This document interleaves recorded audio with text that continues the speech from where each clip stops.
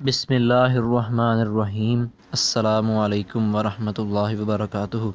آج میں آپ کے لیے حضرت شیخ سعدی رحمۃ اللہ علیہ کی دو حکایات لے کر حاضر ہوا ہوں۔ تو چلیے شروع کرتے ہیں حکایت نمبر 1 سے۔ حضرت شیخ سعدی بیان کرتے ہیں، میں نے کسی بادشاہ کے بارے میں سنا کہ اس نے کسی قیدی کو جان سے مار ڈالنے کا حکم دیا۔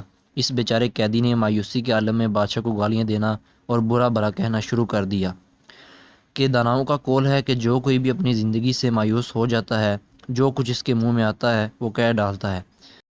یہاں ایک شعر کا ترجمہ کیا گیا ہے، جب لڑائی میں بھاگنے کا موقع نہ رہے تو اس وقت ہاتھ تیز تلوار کی نوک تک کو پکڑ لیتا ہے، نوک پکڑنے سے ہاتھ کٹ جاتا ہے۔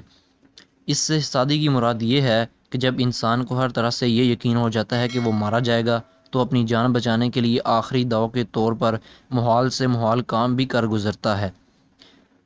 جب انسان مایوس ہو جاتا ہے تو اس کی زبان دراز ہو جاتی ہے، لیکن جو کچھ اس کے منہ میں آتا ہے وہ کہہ ڈالتا ہے، جس طرح ایک مغلوب بلی کتے پر حملہ کر دیتی ہے۔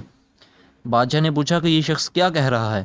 ایک نیک فطرت وزیر بولا، عالم پناہ یہ کہہ رہا ہے کہ جو کوئی غصے کے پینے والے اور لوگوں کو معاف کر دینے والے ہیں، اللہ ایسے نیک بندوں کو محبوب رکھتا ہے۔ وَالْكَاظِمِينَ الْغَيْظَ وَالْعَافِينَ عَنِ النَّاسِ، یہ ترجمہ سورہ آل عمران آیت نمبر 134 کا ہے، جو وزیر نے بادشاہ کو کہی۔ وزیر کی یہ بات سن کر بادشاہ کو اس قیدی پر رحم آ گیا اور اس نے اس قیدی کی جان بخشی کر دی۔ ایک دوسرے وزیر سے جو پہلے وزیر کا مخالف تھا نہ رہا گیا، وہ بولا، ہمارے ہم مرتبہ لوگوں یعنی ہم ایسے بلند مرتبہ لوگوں کے شایان شان نہیں کہ وہ بادشاہوں کے حضور سچی بات کے علاوہ کوئی اور بات کہیں۔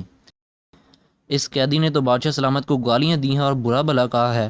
بادشاہ کو اس وزیر کی بات پر غصہ آ گیا، چنانچہ غصے کے عالم میں اس وزیر سے کہنے لگا، مجھے اس پہلے وزیر کا جھوٹ زیادہ پسند آیا بنسبت تیرے اس سچ کے، اس لیے کہ اس جھوٹ کی بنیاد کسی مصلحت پر تھی اور تیرے اس جھوٹ میں خباثت پوشیدہ ہے۔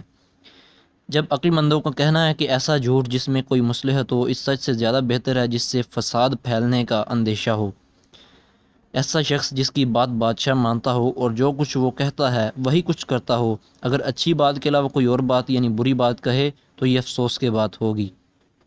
فریدون بادشاہ کے محل کے طاق یعنی محراب پر لکھا ہوا تھا، اے بھائی یہ دنیا کسی کی نہیں رہتی، اس لیے تو دل خالق کائنات سے لگا اور باقی سب سے دل اٹھا لے۔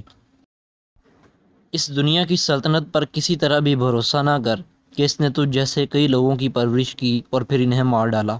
مراد یہ کہ یہ دنیا فانی ہے، ہر شخص کو چاہے وہ کتنے مرتبے کا مالک ہی کیوں نہ ہو یہاں سے آخر کوچ کر جانا ہے، اس لیے اس سے کیا دل لگانا۔